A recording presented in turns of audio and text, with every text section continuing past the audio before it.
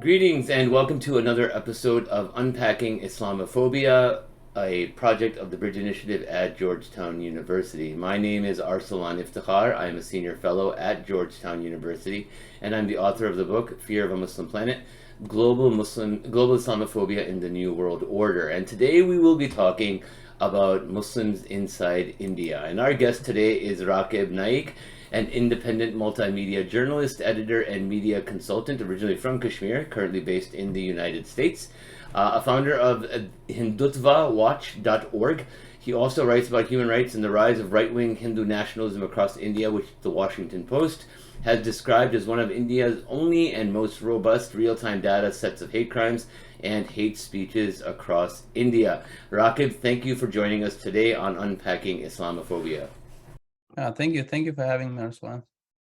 You know, a lot of people know about the current Prime Minister of India, Narendra Modi, but when you look at or want to analyze the history of Islamophobia, modern Islamophobia within India with Narendra Modi, you have to go actually all the way back to 2002 when he was serving as Chief Minister, aka Governor of Gujarat, and during whose watch over 2,000 innocent Muslims were murdered during carefully planned attacks of unprecedented savagery.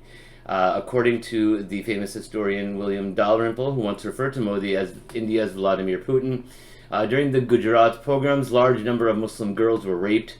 Men were cut to pieces and burned alive with kerosene. Pregnant women had their wombs slit open and the fetuses smashed in front of their eyes.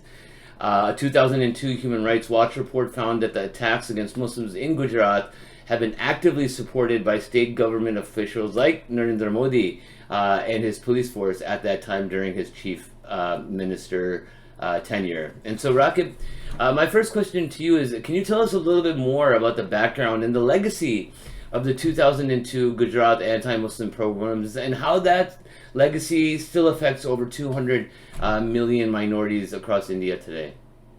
The Gujarat anti-Muslim programs. So it's important to give a little bit more background of what you already said. So on top of it, I would just like to add a little bit more background, more context. So the Gujarat anti-Muslim programs were a series of violent attacks against Muslims in the state of Gujarat, which were carried out by Hindu extremist mobs between February and April 2002, when actually a train filled with Hindu devotees was passing through a town called Godhra, and when it caught fire and led to death of 59 Hindus. And the Hindu far-right groups and the state government, which was then led by the current Indian Prime Minister Narendra Modi, was quick to put the blame on Muslims, which was, of course, later disputed by an Indian government investigation in 2005, that the said fire was an accident and not caused by Muslims. But the violence ensued immediately after those allegations back in 2002, which resulted in the murder of more than 2,000 Muslims, and injured thousands, and displaced nearly 200,000 Muslims from their villages and towns. So the violence was characterized by widespread looting, arson, rape, murder, and whatnot. And the recent BBC documentary that was released last month, I mean, clearly gave a picture of what really happened back in time, and brought a new piece of information that included a finding, an inquiry by the British government that held Prime Minister Narendra Modi directly responsible for the violence. And it explicitly said that it was all pre-planned. And on one pretext or the other, the Hindu extremists led by militant groups like Vishwa Hindu Parishad were going to attack Muslims, because they had computerized list of Muslim homes and businesses that they were supposed to target during the violence. And as you said, there was widespread and systemic use of rape as a weapon to target Muslim women, and in some cases, police officials were also involved in it. So to kind of put it precisely, it was our mini Rwandan genocide, which had the seal of seal and approval of Prime Minister Narendra Modi. There were police officers who later filed affidavits before the Supreme Court of India, saying that he gave explicit orders to police not to act and let Hindus vent their anger. And I think 21 years after those riots today, there is no closure for victims. All the Hindu extremists who were accused of violence or either out on bail or have been acquitted altogether by the courts. And I think Bilkis Banu's case, I think a lot of people might know about her. Last year, the day of Indian independence in August, the Gujarat government, the BJP ruled Gujarat government, after the approval from India's Home Ministry, acquitted 11 Hindu extremists who had brutally gang raped her and killed more than 11 members of her family. So there is no closure for victims. There is no justice. No justice has been served to them. And just 2 days after the release of that documentary, BBC documentary last month, a court in Gujarat acquitted 22 other Hindu extremists who were accused of killing 17 Muslims, including 2 children. So there has never been that closure for Indian Muslims when it comes to serving them the justice. But apart from that, the 2002 anti-Muslim program in Gujarat should be seen from a broader context. It is a very important event in the modern Indian history, and it is inextricably linked to the rise of Narendra Modi and BJP to power in 2014, because Modi emerged from that tragedy as a powerful, extremist, menacing, a militant Hindu leader with a strong base of Hindu supremacists who are bigots and endorse that hate and violence against religious minorities, especially Muslims and Christians. So Modi's rise to power in 2014 is a direct result of anti-Muslim policies and politics that he perfected in the state of Gujarat. And his Gujarat model of hate and violence is now the pan-India model. And I think his rule over the last 9 years is like, an eye-opener to what he has done to India. And it is simply a torturous phase for the overall Indian Muslim, Indian Christian community.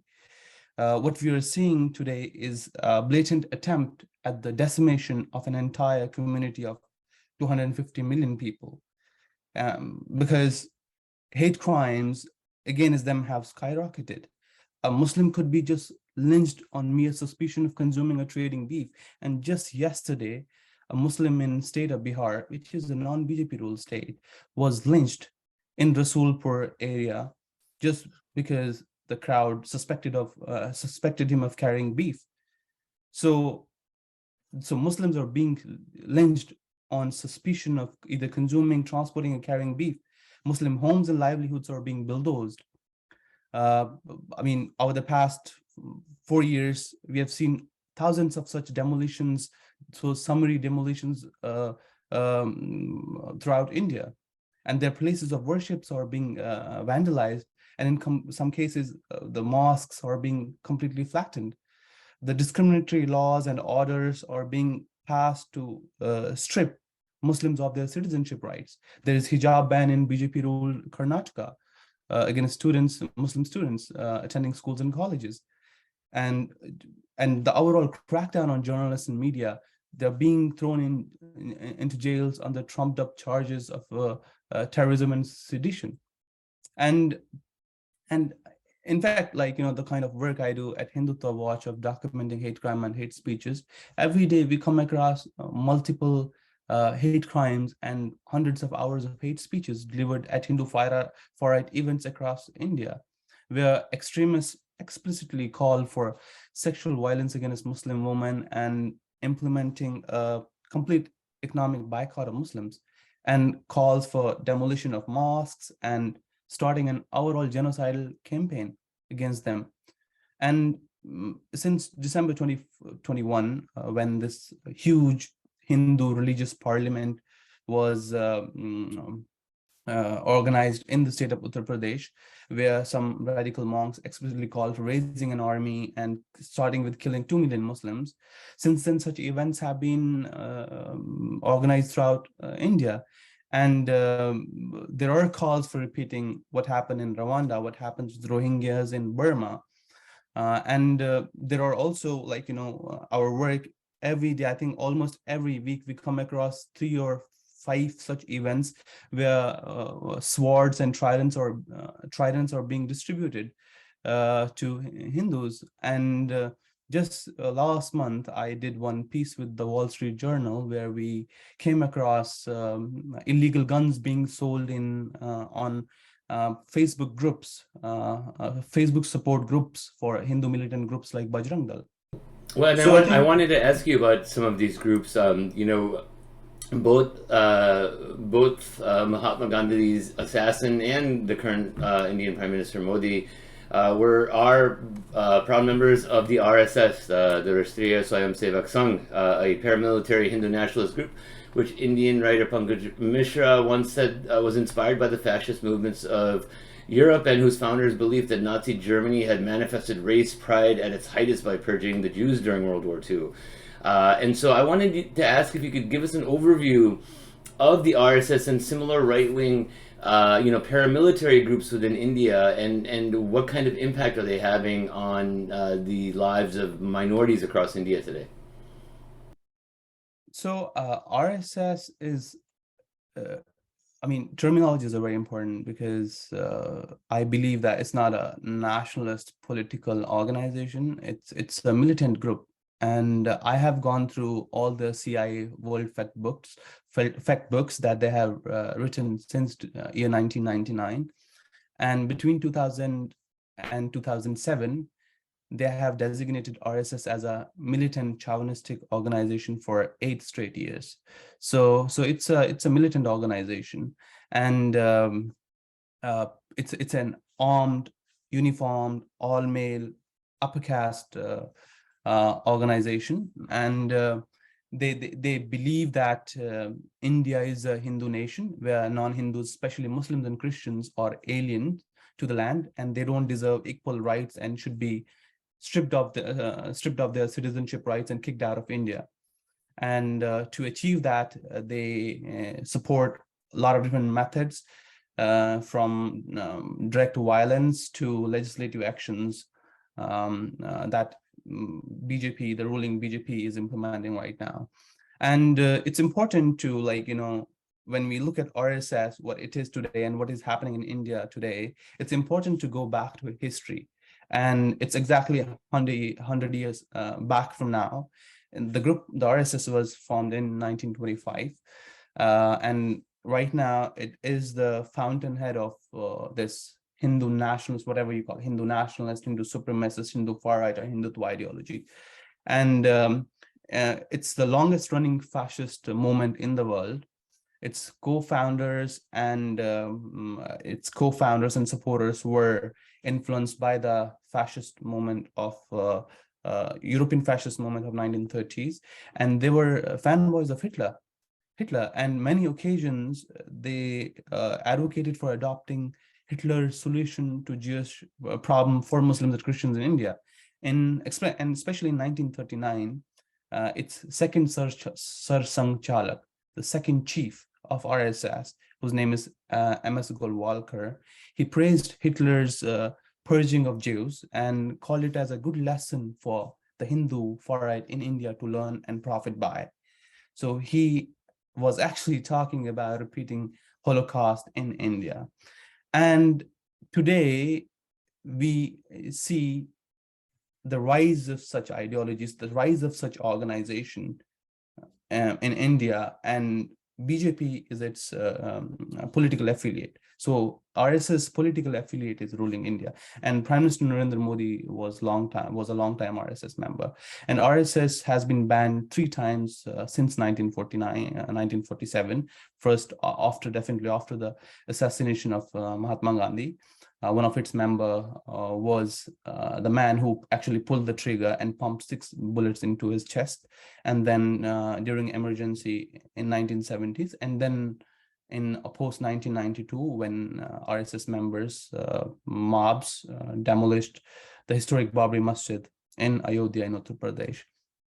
And I mean, if we kind of go into the profile of RSS, it's pretty long. The evils they have done, the terrorist acts they have committed, the list is very long. Just last year, one of the former RSS members came out in public and said that RSS leaders were behind different bomb blasts against Muslims and their places of worship in India between 2000 and 2010. And in those bomb blasts, I did report on that. Nearly 1,000 Muslims were killed in all of those blasts collectively. So RSS is not just RSS, it actually operates through dozens of affiliated organizations. So officially it names like 36 affiliates who work in different sectors, from politics to education to social work to policy, labor, trade, rewriting history. They're almost in everything in India. And people might not know, but the biggest labor union in India, it is called Bharatiya Mazdoor Sangh, and it has 11 million members, is an RSS affiliate. One of the largest farmers union in India, which has like 3.1 million members, it's called Bharatiya Kisan Sangh, is an RSS affiliate. The largest Indian student body, it is called ABVP, Akhil Bharatiya Vidyarthi Parishad. It has more than 3 million members again. It's an affiliate of RSS. And the biggest political party in India, of course, with more than 20 million members, called the BJP, the Bharatiya Janata Party, is the political wing of RSS. And not just that, the largest private school system in India, it's called Akhil Bharatiya Shiksha Sansthan, and often used interchangeably with Vidya Bharati. So they run this network of 13,000 elementary and high schools with like 146,000 teachers and over 3 million students in India. And they also have the biggest active tribal outreach program. So to Hinduize indigenous people, they run this organization called Akhil Bharatiya Vanvasi Kalyan Ashram, which runs like 4,460 schools and caters to almost 1.25 million students. So, I mean, their network is vast. You can't even imagine. It's like unimaginable. And they did this groundwork right from 1925, build on top of it, committed riots, communalized, like, divided communities, radicalized Hindus. And I believe in 21st century, if there has been ever a mass scale radicalization anywhere in the world, it's in India, and it's done by RSS. So these young Hindus have been radicalized. They've been told to hate Muslims. They have been told that Muslims right across your door are the ones who eat cow, who steal your woman, because there is this new trend of targeting Muslims with accusations of love jihad. And then they spread these conspiracy theories that Muslims are producing, the great replacement theory you would see here in the West. Muslims are producing in great numbers and they are going to overtake the country. So all these conspiracy theories are being peddled to radicalize, to kind of present Muslims as some sort of threat, and have Hindus hate them and commit acts of violence against them. You talk about the BJP, the Bharatiya Janata Party, as being the political vehicle for the RSS, and I want to talk a little bit more about legislation and laws, and particularly discriminatory laws. The passing of legislatively discriminatory laws is another method that ultra-nationalists often use to persecute minorities all over the world. And during Modi's tenure, the Parliament of India has passed many anti-Muslim discriminatory laws, including the controversial Citizenship Amendment Bill in December 2019, which allowed any Hindu, Sikh, Jain, Buddhist, Christian, or Parsi immigrant who came into India from Pakistan, Bangladesh, or Afghanistan before 2015 to legally become a citizen. Unsurprisingly, the only major religion that this expansion left out was Islam, with 200 million followers in India, and can lead to the stripping of citizenship for millions of Muslims. And people often forget. Very recently, it was only in February 2020 when Donald Trump visited India to visit his pal Narendra Modi. There was an anti-Muslim pogrom that was going on outside where 47 innocent people were killed. 47 Muslims were killed by, baton-wielding police and violent extremist mobs. And so I wanted to ask you, could you tell us a little bit more about the discriminatory laws across India, like the Citizenship Amendment Bill and others, and why people of conscience around the world should be aware and oppose them? Right from the start, BJP came into power. So one of the reasons BJP, one of the agendas that is on top of BJP's to-do list since 2014 has been push laws through parliament that can push Muslims to the margins, use whatever opportunity they can get to achieve their vision of Hindu nation. So what they have been doing since then, weaponize different laws to target Muslim minorities and Christians as well. So over the past 9 years, we have seen so many discriminatory laws passed by the parliament, and then the state legislature controlled by the BJP governments, BJP at the state level. So in some states, BJP has passed these laws, as I mentioned before, against love jihad. It's an anti-conversion law.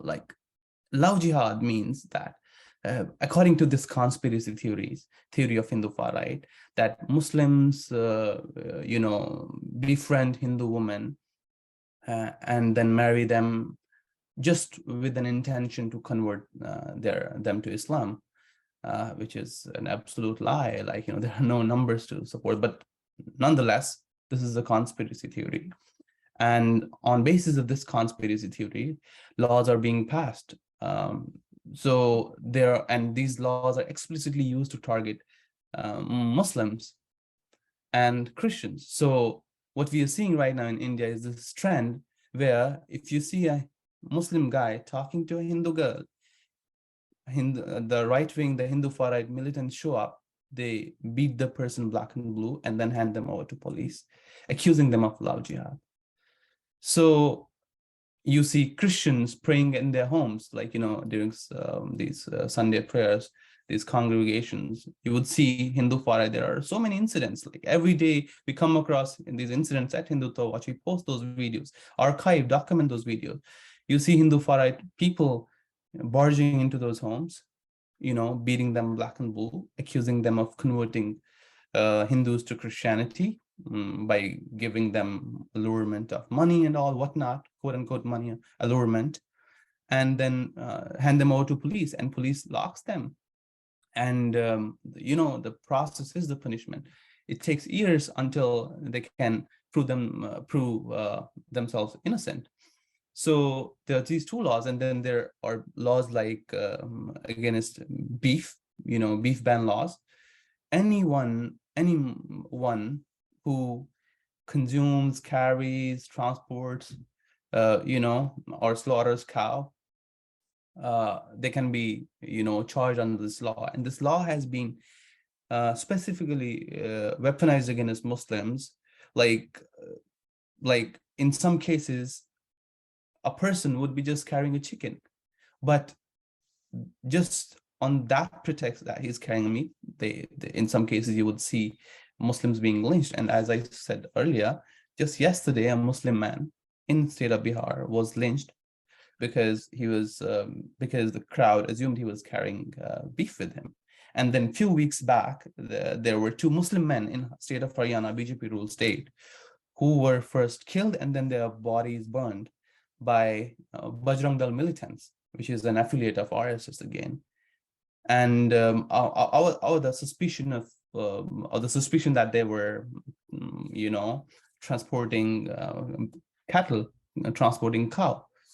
And then we have, hijab ban in Karnataka state, and then anti-conversion laws in various states that are specifically weaponized against Christians and Muslim alike.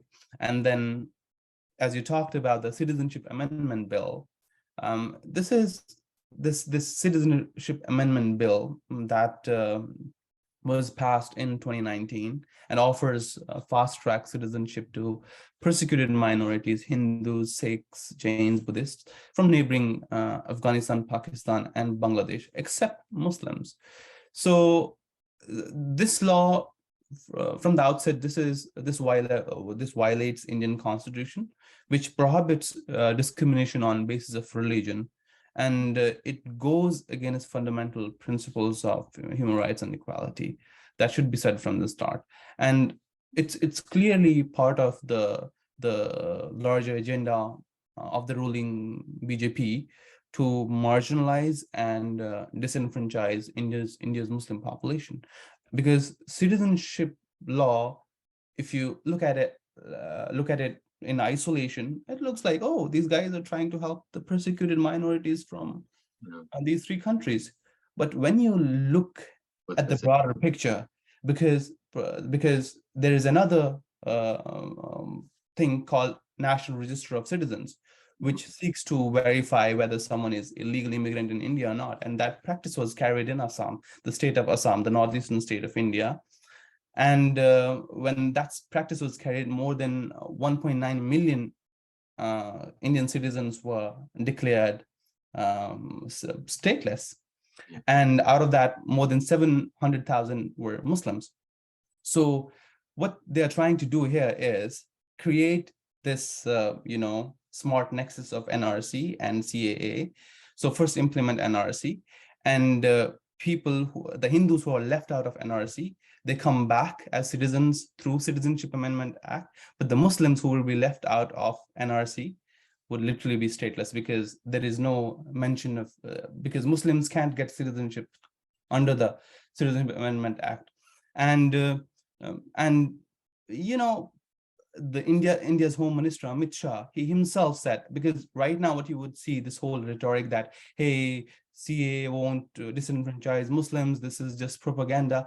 But Amit Shah, the Home Minister of India, himself said that both CAA and NRC should be looked together. They shouldn't be looked at isolated, in isolation. They're together, they will work in tandem. So first they will bring NRC and then they will implement CAA.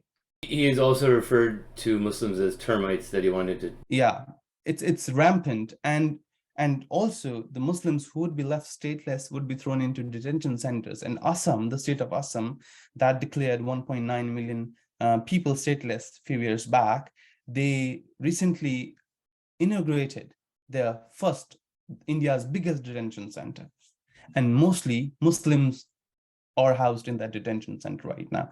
And recently a story was published in Al Jazeera that explicitly said that these are not detention centers, they are worse than jails. I want to ask you about your homeland, Kashmir. Many people might not know that the land known as Kashmir is the only Muslim majority state inside of India.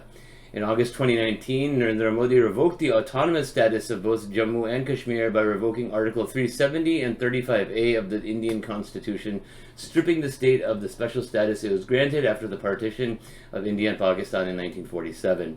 This action by Modi cleared the way for non-Kashmiris to buy land in the region for the first time in decades, and many scholars and human rights activists expressed fears that this move was part of the government's plans for a settler colonial project for Hindus inside Kashmir. So, Raqib, I wanted to ask you if you could share with us your thoughts about the current situation in Kashmir and how that impacts the greater Muslim community of 200 plus million Muslims across India today. Yeah, to first correct you, Arsalan, Kashmir is not an Indian state. It's not part of India. It's a disputed territory. Okay. And to answer your question, Kashmir is altogether a heartbreaking story. Myself being Kashmiri, have seen everything with my own eyes before moving to self-exile in 2020. So I know, I mean, it's a tragedy altogether. It's Kashmir is our Palestine, and in fact, in some cases, worse than it. And as you said, Kashmir has always been part of India's settler colonial agenda, and that's why they're willing to go to any length to tame the region and its people. And like a colonist, India is using different ways to steal our land, our resources, and displace the indigenous population. And Kashmir is right now the most militarized zone on earth. Nearly 1 million soldiers for 9 million Kashmiris. Nearly 1 million soldiers. And what we are witnessing today in Kashmir is a perpetual siege that is there, that has always been there since 1990s, when the first uprising against Indian rule started. But now there is this sense of unimaginable fear after this latest round of crackdown that started on 5th of August 2019, when India rescinded Kashmir's special status and revoked its degree of autonomy that was granted under Article 370 of the Indian Constitution. And it also revoked the Article 35A that And what did that mean practically? was that. What did that mean practically? The changing of 370? Yes. I'm going there. Great. So what happened is, as a result of both these revocation of both these articles, what India is trying to do is change the demography of the region, as you mentioned, by bringing in voters from India, registering the army soldiers who are stationed there. And as per the latest reports, they have plans to register nearly 2.5 million Indian voters in our region. So to dispossess, disenfranchise, have settlers like you see in Palestine, in Kashmir. So the same practice is going on in there, and they're very much actively working on it since 2019. But in international media, you won't you won't read about it because it's Kashmir, the lesser human, not a concern for the international media or the Americans. But on top of that, there are thousands of political prisoners behind bars. And a lot of my journalist colleagues and activists are in jails, like Fahad Shah, who was the editor of Kashmir Wala magazine. There is Sajad Gul, and there is our prominent, brave human rights activist, Khurram Parvez. He's behind the bars. And the academicians have been silenced. There is no research, quality research coming on the conflict in Kashmir over the past so many years. And recently they started demolishing houses, or the allegations that those structures were built illegally on state lands. But those families whose houses were demolished, hundreds across Jammu and Kashmir, they had papers to prove the ownership of the land. But again, what colonists do, they just want to dispossess you, and that's what they're doing, dispossessing Kashmiris. And now, just yesterday, there was an article in New York Times, they're arming local Hindus in Jammu region. And it's quite surprising to me and everyone that the Indian government in the world's most militarized zone would need civilians with arms to defend the people. I don't know, what that argument is. So to answer the second part of your question, what's happening in Kashmir and how it's impacting the Muslims in India, I think the Kashmiri model of oppression that the previous government, including the Congress government and now the BJP, that model of oppression that they perfected in Kashmir has been taken and being implemented on Muslims in India, Muslims and critics in India. So the impact of this crisis, of course, has extended beyond the region, as we have seen over the past 9 years. The same things that we would see in Kashmir over the past more than 3 decades are being implemented in India. And I mean, Muslims are feeling marginalized and targeted in India because of that. So this whole thing is driven by this dangerous supremacist ideology that seeks to marginalize, target, criminalize, demonize, disenfranchise the Indian Muslim population, including 9 million Kashmiris. For my last question, I just want to ask you about what you think the future is going to be. You run a website called hindutvawatch.org where you chronicle the rise of hate crimes and hate speech against minorities in India. And as my final question, I would just love for you to share with our audience your thoughts about the future of minorities in India, including Muslims and Dalits and Christians who call India their ancestral homes. At Hindutva Watch, me and my team, every day, we analyze hate crimes and hate speeches and the churning that's going on the ground. And over the past 4 to 6 months, we have kind of witnessed something that is totally different. Like, we have seen that before, but it's a little different this time. There's organizing going on the ground, in states like Maharashtra. You would have these events calling for calling for a passage of nationwide laws on the conspiracy theory of love jihad, population control laws, and anti-beef ban laws. And at those events, you would have these leaders come and openly call for genocidal violence against minorities. And those crowds, they are not hundreds of people. They are tens of thousands of people, young children, adults, men, women, elderly. Everyone is part of that crowd. And that is not just there in Maharashtra state. You will see in West Bengal, in Haryana, of course, in Uttar Pradesh, ruled by the BJP, in Madhya Pradesh, so many rallies by these Hindu far-right groups.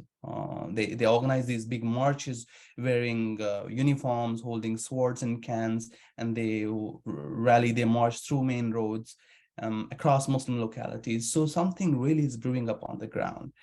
And that kind of makes me worry, my team worry, and should worry everyone around the world, that the Hindu far-right, the Hindu militant extremists in India are preparing for something worse. So the future, of course, looks very bleak and grim. And the overall climate that this government has created in India is deeply troubling for Muslims and other minorities. And I believe that the real concern that things will continue and to get worse in the coming years is quite a possibility, because its actions in Kashmir, the rescinding of its special status, the implementation of Citizenship Amendment Act, NRC, then beef ban, hijab ban, all these discriminatory laws that they have passed, and this ongoing violence against Muslims in various parts of the country are clear indication of its agenda. And the government's rhetoric and policies have emboldened these extremist groups and individuals who carry out these violent attacks against Muslims and other communities with impunity. And the situation is further exacerbated by the lack of accountability for those who are responsible for these acts of violence and discrimination, because government is explicitly either silent or failing to take any effective action against perpetrators, like against the hate speeches. Even Supreme Court of India is helpless. They passed order calling on police to stop the events where hate speeches are given. But I can tell you, every day we come across 3 to 4 events where hate speeches are delivered, and hundreds of thousands of people attending those events. So things are, of course, extremely worrisome. And in fact, Genocide Watch issued a genocide alert for India last year, putting it on the 8th stage of genocide. and there are elections coming in 2024. And I can tell you, I mean, people would want to be hopeful, want to be optimistic, but I can tell you Modi is coming back to power. If Modi leaves, then someone more tougher, or like, his next in line, his successor, seems to be Hindu militant monk called Yogi Adityanath, who is the chief minister of Uttar Pradesh state. So things are going to be very bleak. And again, I think the world needs to take interest in what's happening in India, because what will happen in India will impact the stability of the entire region along with the world. And throughout the history, whenever a community has been at the risk or at the brink or going through a genocide, whether it be against Jews in Nazi Germany or Tutsis in Rwanda, Bosnia, Rohingya, the world has always kind of looked the other way. The question here is, are we going to repeat that again? And that too in 2023, and let the subcontinent burn? So that's something we need to ask ourselves, and the world needs to ask, So it's crucial that international community holds the Indian government accountable for its actions and puts pressure that they need to mend their ways and protect their religious minorities against a potential genocide. Raqib Naik, thank you so much for joining me here today. The Unpacking Islamophobia podcast is a project of the Bridge Initiative at Georgetown University. For more information, please visit bridge.georgetown.edu. Thanks for joining me, Raqib.